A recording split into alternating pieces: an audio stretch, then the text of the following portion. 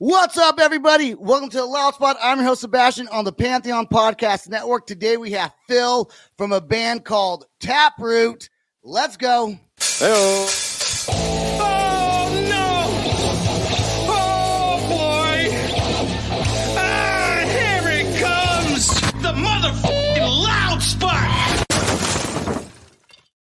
Today I am joined by my producer, Sam, who is in the background clicking buttons for us. And we, of course, are here with Phil from a band called Taproot, one of my favorite bands that got me through some hard times. I never really had hard times. That's a lie. Just a band I really liked from the early 2000 era. And you guys are coming out with a brand new album, 2023. I think it's your 7th studio album. Is that right? I believe that is correct. Yes. Dang, Yeah, is that exciting to come out with an album after, I don't know, 11 years of not having one, maybe? Yeah, it's pretty crazy, man. Just the way things have worked out because as for me, I was kind of like, I'm done with this nonsense for a while, and, we took our little hiatus. And as of the beginning of this year, I wasn't planning on doing anything. We had one show on the books. We're going to play Blue Ridge Rock Festival in Virginia. And see how it goes. We had a new guitar player that was going to play with us, and that was it. And then all of a sudden, Steve was ready to release a record, and I talked to our, this guy that I've known forever, who is now managing us, this guy Tom Hazart. And by talking to him, he had pretty much quit the music industry. I was kind of out of it. And then once we started talking, we got excited, talked to Steve, and all of a sudden, what started out as, hey, do you guys want to do some Taproot skateboards, turned into basically, pretty much a tour, a new album, all sorts of stuff going on, man. We got merch. Everything's just all of a sudden fired up and everything's moving, and I'm excited. He's excited. Everybody's excited. It's just like, where did all this come from, Well, you guys have been playing you guys played a show at least in 2013. I think you guys went on tour.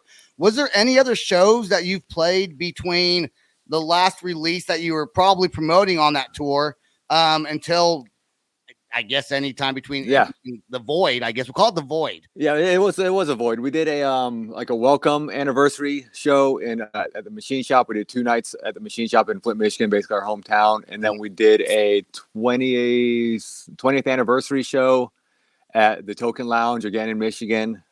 Just 2 shows, just kind of for fun. They were, I think one was 2015, one was 2017, or 2017, 2019, something like that.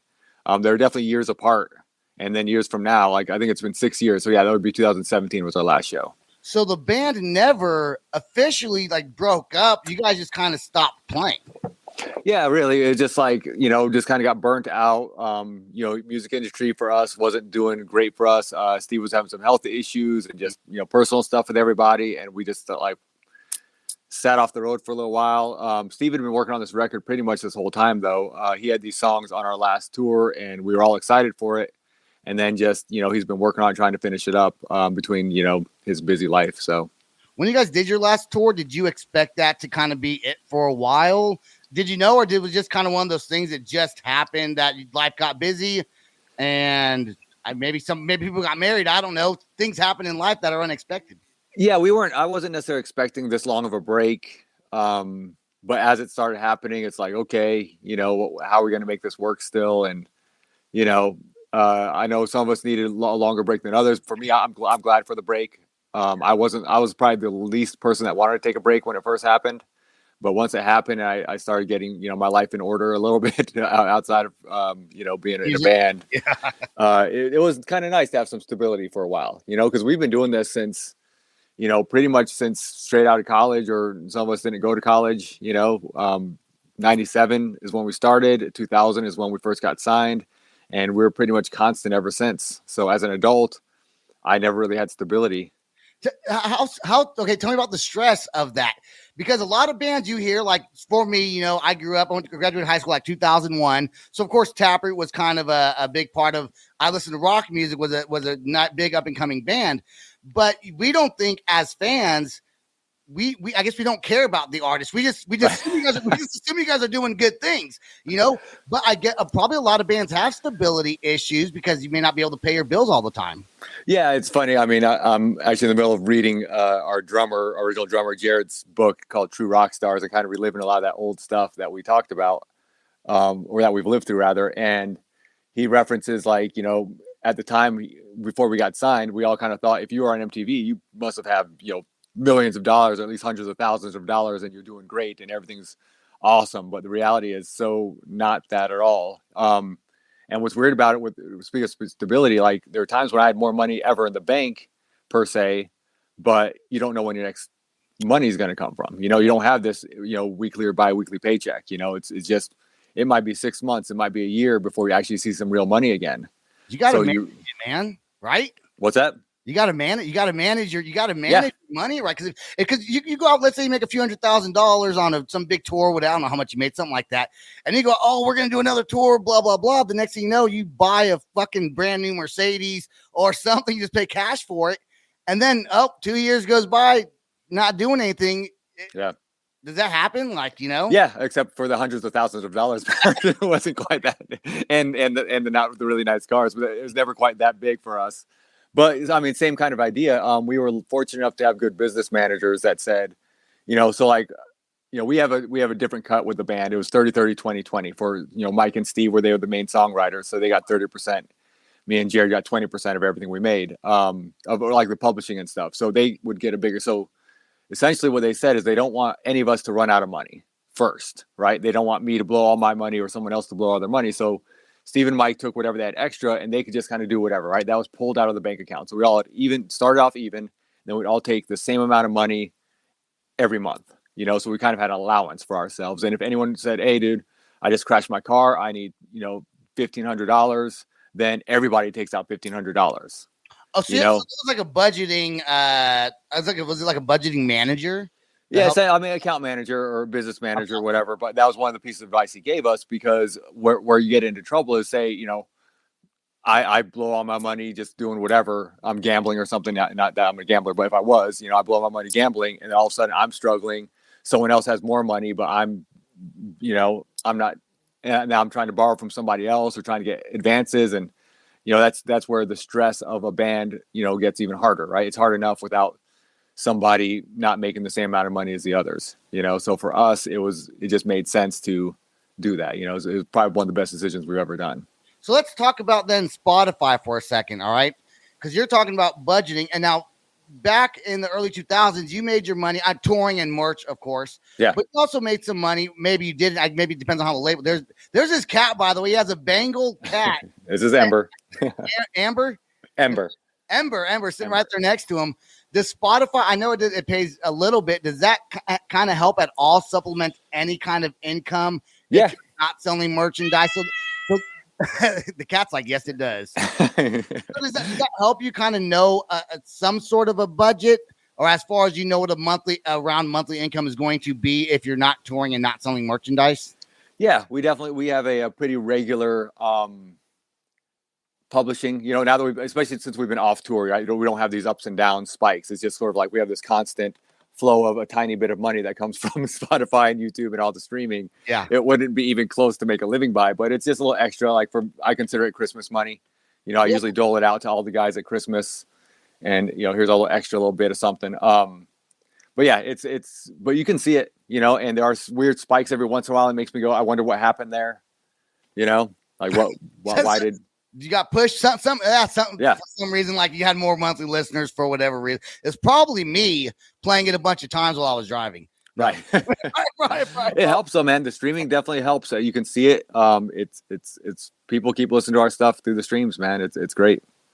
Did Blue Ridge Rock Fest come up before you decided? You might have answered it earlier, but I was all good. I was listening, but let's answer it anyways. Did Blue Ridge Rock Fest come up before? Yeah, okay. I am drinking a beer, actually. Did Blue Ridge Rock Fest come up before discussion of a new album, or was the new album in play and that's why you decided to do Blue Ridge? No, Blue Ridge was just a good offer.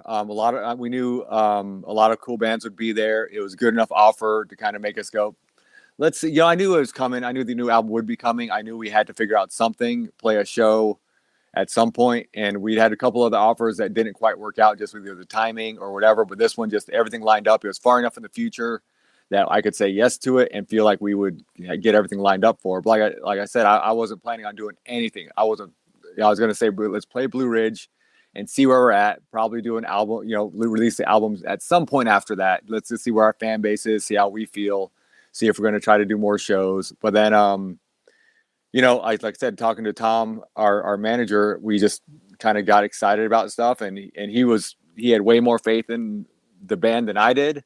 Mhm. And so he had this plan, and we talked about it. I'm like, I don't know, man, but we'll see. I'll trust you on how things are going to go. And next thing you know, we announced a show at the Machine Shop, again, our hometown, and it sold out in less than 30 minutes. Damn, dude. And I was like, because we planned on 2 shows there because we sell that out. I mean, it's our hometown, right? So we planned to, we assumed we sold out. So we sold the first show, like I said, in 30 minutes.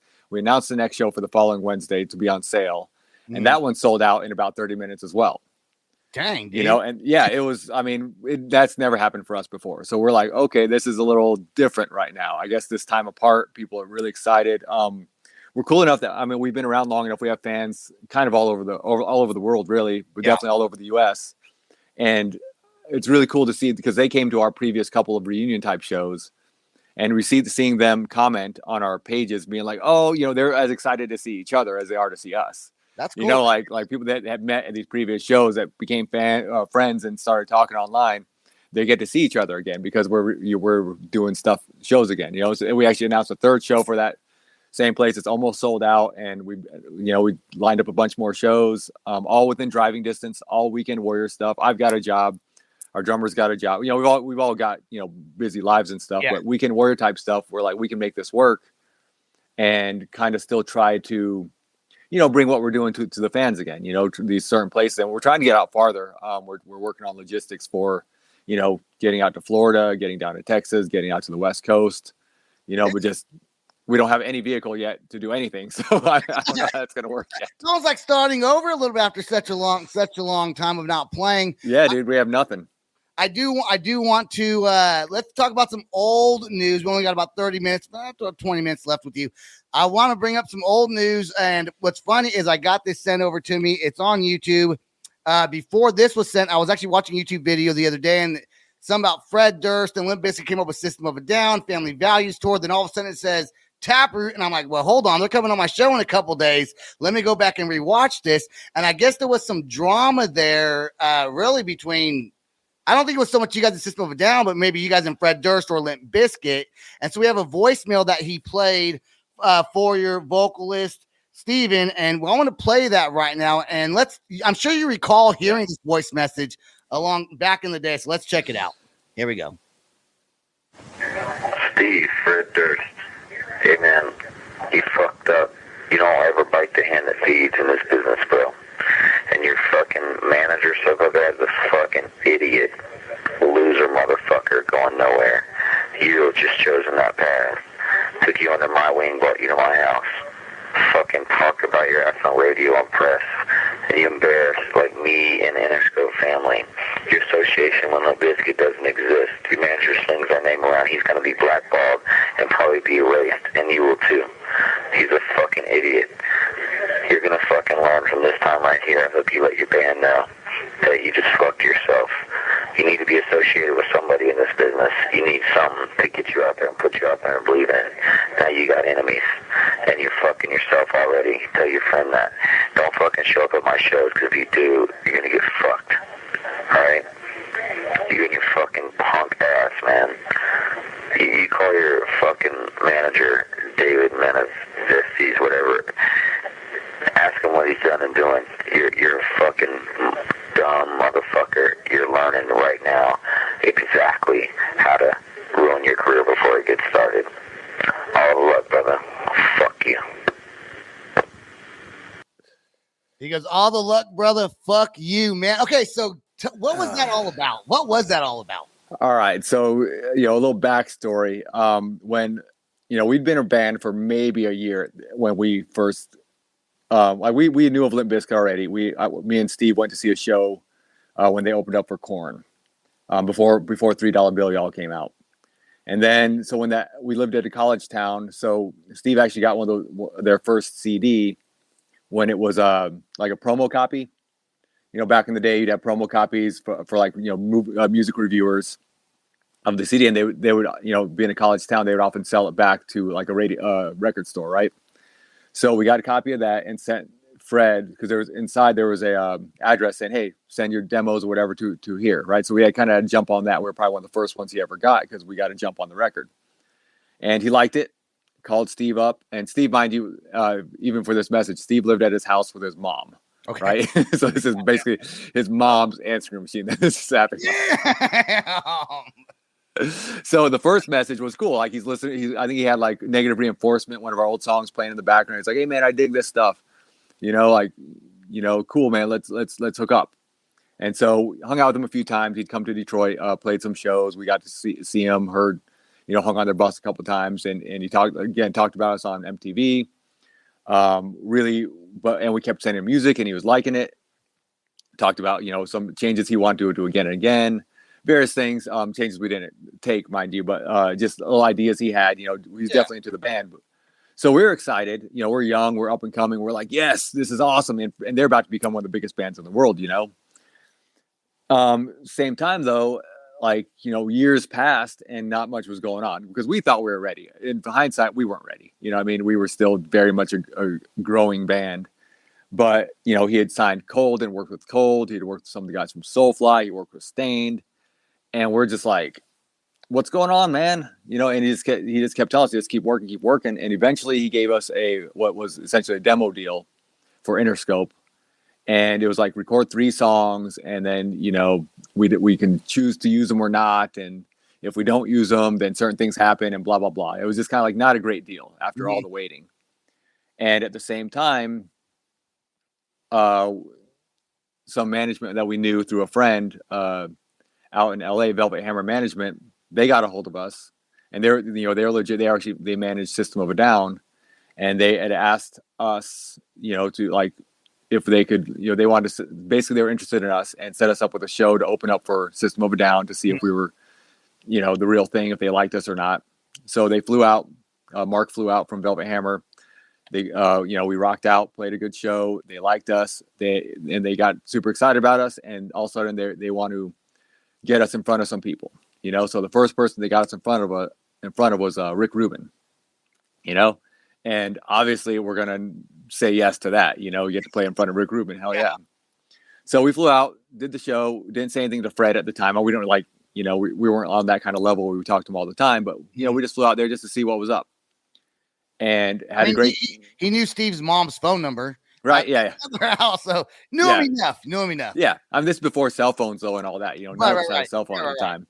So we flew out to LA, did the showcase for Rick, flew back, and when we got back was when we found that message from Fred. We found out pretty quickly the music industry is pretty small, and he had heard we did this, and he was not happy about it. Mind you, we didn't sign anything. We were just exploring options, right? That's kind of shitty to kind of. So he was kind of claiming in a way. Was he kind of claiming you guys like this? Don't do anything with anyone else. Do something with us. Before you answer that, we're gonna pause for a quick advertisement for a break from one of our advertisers, and we'll be right back and then continue the story, and then we're gonna play one of your older songs, Palm. So we'll be right back with Phil from Taproot. And we are back with our guest, Phil, from the band called Taproot. We are going to play Poem here in just a second, but I want you to finish your story. Where did you leave off at? Let me think. See, we were just talking about, Rick Rubin, and we just come back and had Fred claimed us, right? So in a way, yes. I mean, it would be different if he had told us like, hey, man, you guys are real close. Just keep doing what you're doing. Trust me, this whole thing of like just kind of reassuring us. But he was kind of from what I remember, fairly distant. Again, he might have been talking to Steve more. I can't say for sure. We didn't have any bad blood with them. We still love what they do. Were you worried when Fred Durst left that message on the answering machine? Were you like, Steve, you fucked up, man? No, it wasn't his fault, but were you guys worried? Like, for sure, this could like be the end of Taproot right now. Yeah, and we didn't feel it, but looking back, I mean, even then, I did not feel like we did anything wrong. There's nothing wrong with exploring your options, right? Mm-hmm. We hadn't signed any contracts with him. He had done nothing other. I mean, they had done nothing for us. He had talked about us and all that stuff, but there was nothing set in stone anywhere, right? There's no promise of anything. So for us, I get this all the time from Sebastian. Every time something bad happens, he blames me. That's got to blame someone. So for us, it was a business decision. I mean, we're just exploring our options. and seeing what else was out there, right? And if Fred would have come back and said, hey, dude, what's going on? And we said, hey, we had this option to do this. We wanted to check it out. He's with Ruben. You can't tell you can't blame us. And he'd be like, oh yeah, cool, man. Of course, but I got your back, man. Stick with me, dude. I got you. I'm carrying you through this. And we'd be like, okay, awesome, dude. But he didn't. He got jealous or whatever, thought we were trying to backstab him, which we weren't. You're just trying to figure out whatever avenue you can take to get Taproot to that next level. Yeah. You're not under contract with anyone, and why not have the opportunity to? He should not have ever been upset by that in the first place. We were young and hungry, man, and we wanted more, right? We wanted to break out and do something more. And this was and Velvet Hammer, to be fair, they got us in front of 6, 7, 8 labels. We had a bidding war for us. They did everything they could to get us the best deal they could get, right?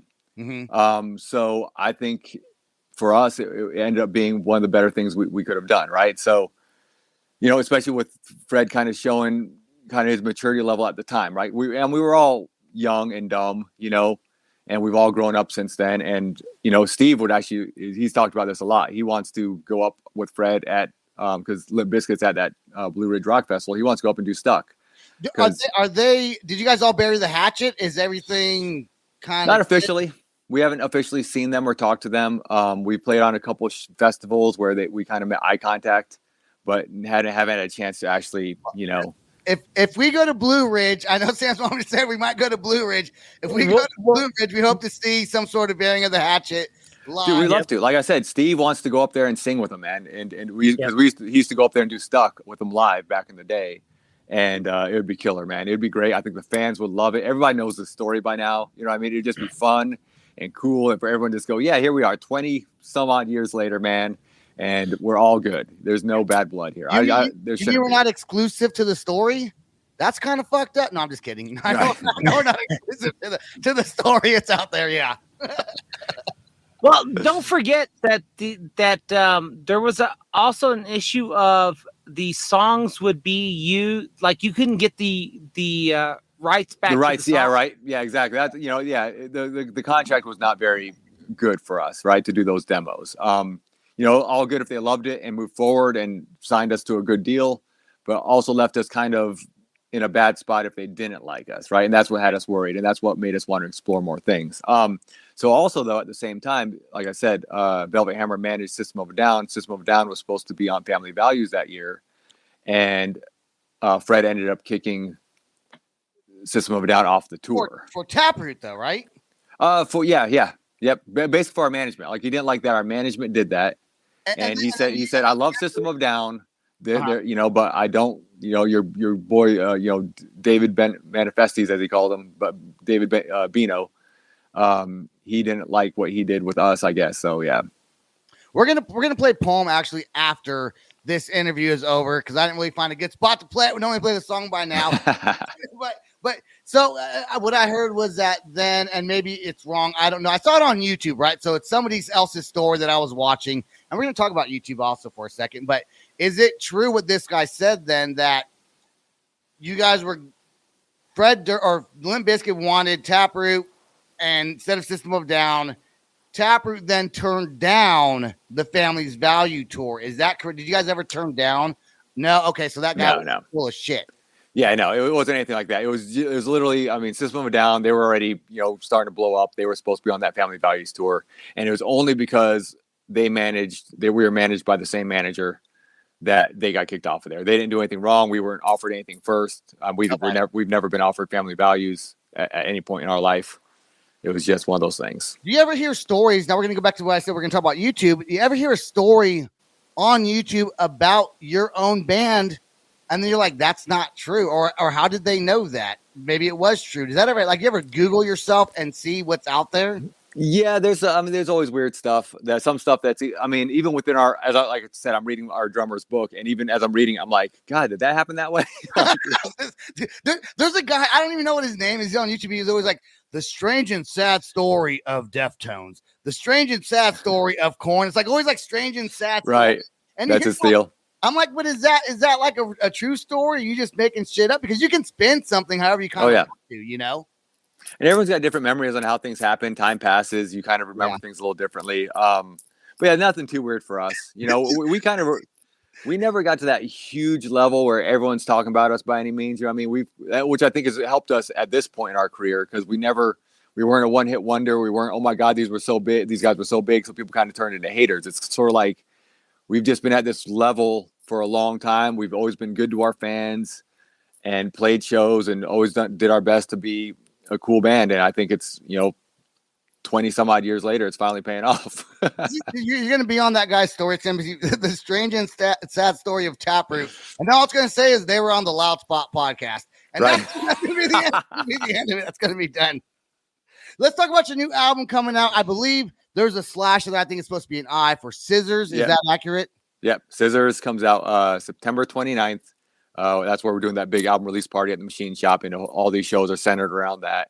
We actually had a song drop today on Bandcamp. Yep. Yeah. Just on Bandcamp. Yep. Just on Bandcamp. It's not on YouTube or anything yet. It's working its way through all that stuff. Okay. We're getting it'll be on Spotify and Apple and everything it's supposed to be on. On Bandcamp. It's called V.I.P. And it's made publicly available right now. Yep. Just came out today. Yeah, it dropped today. Dude, I'm pissed off right now that I didn't know. I'm just kidding. No, I know. I wish I would have known that. I would have probably found it out, found it somewhere, maybe played it on the shows. It just dropped today. You know what? I might go rip that song and play that song instead of Poem at the end of this. So we don't know what I'm going to do yet. We'll make it work, man. It's a cool song. I mean, the reception, I wasn't sure. Anytime you release new music, you just don't know.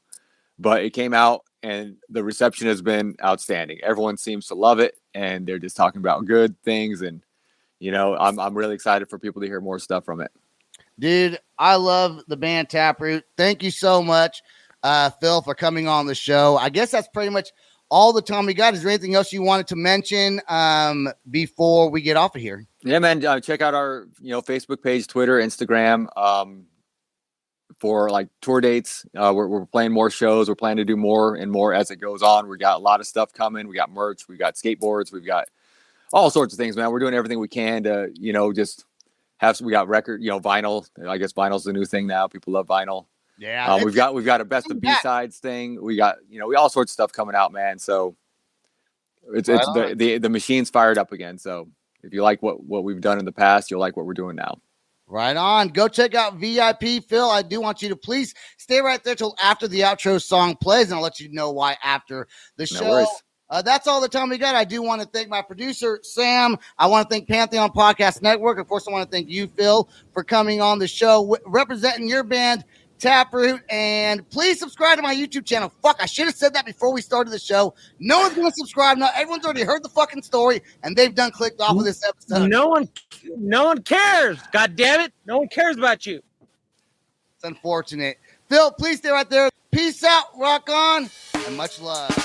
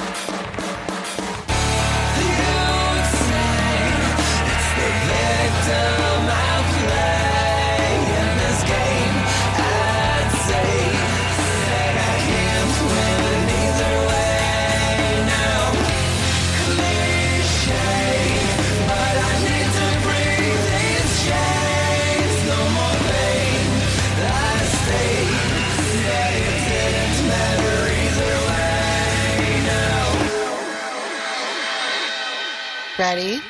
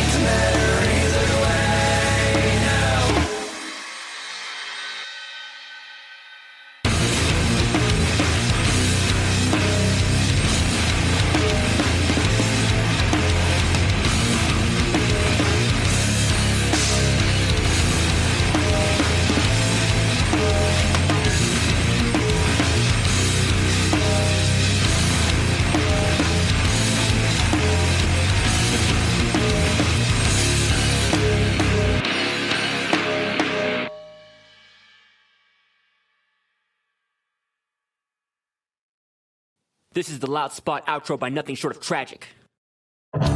Is this all talk with no action? No. Is this my thoughts with distraction? No. Is this what I bought that's in fashion? Or is this the Loud Spot with Sebastian? Yes. Does nothing short of tragic have us back again? Yes. Does everything that's good really have to end? Yes. A pimp host has to pimp show, so to get more episodes, make an order, this is over.